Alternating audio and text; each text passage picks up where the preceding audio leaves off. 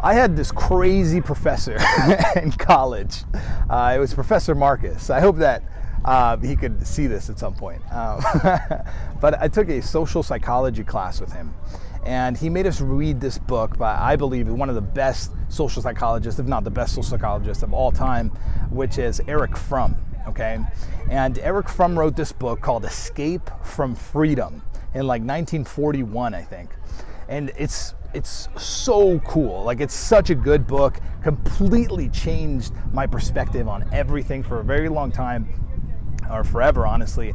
And we just saw the book the other day in the car. We were like looking at it, and I was like, oh, and I was like reading some of the passages out loud, and I was like, whoa, this is like so good. I haven't read it in so long.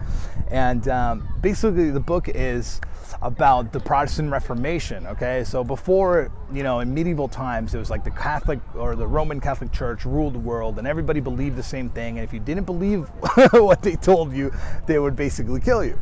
So you had to believe in that. And after the Protestant Reformation, right, we were more free, right? When America was created, we were free to believe and to practice whatever religion or whatever thing we wanted.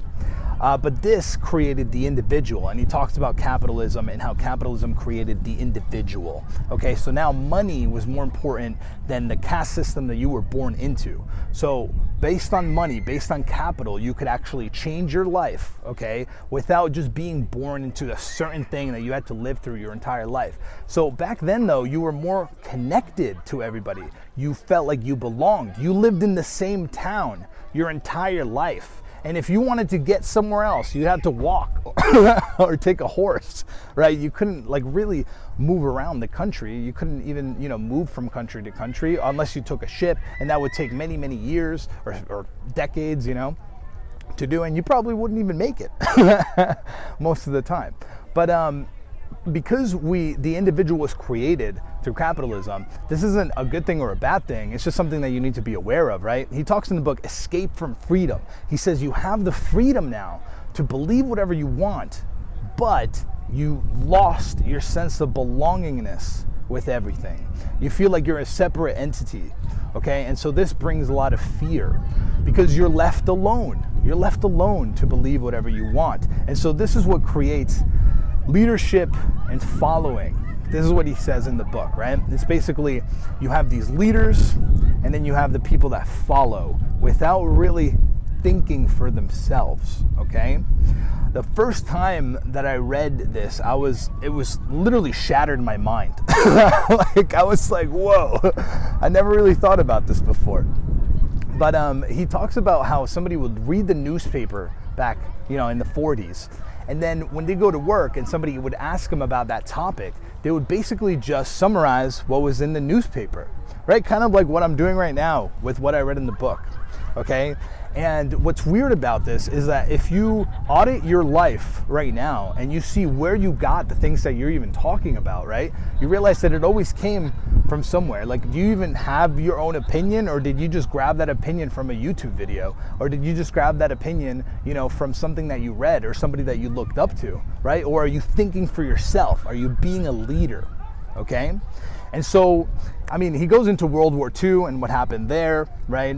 And a lot of people were following. He talks about groupthink, right? And the Nazis, and how that was groupthink, where they weren't really thinking for themselves. They were just following what everybody else was doing. And this is something to be very, very aware of, because it is kind of scary for anybody. Whenever I see groupthink anywhere, I'm like, oof. This is this is scary, right? It's like the ego has taken over. It's a collective ego, right?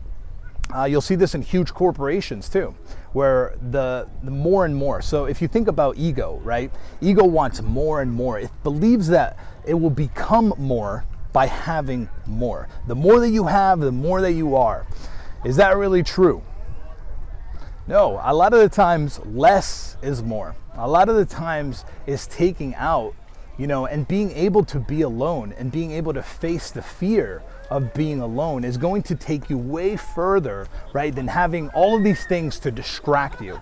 Most of the time, what you want to do is distract yourself from the pain, right, that you feel inside. And so you don't face the pain, you're basically running away from it through many, many different distractions.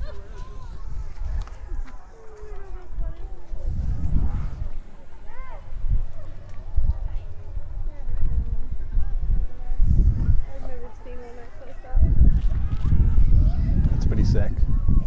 Sick stuff.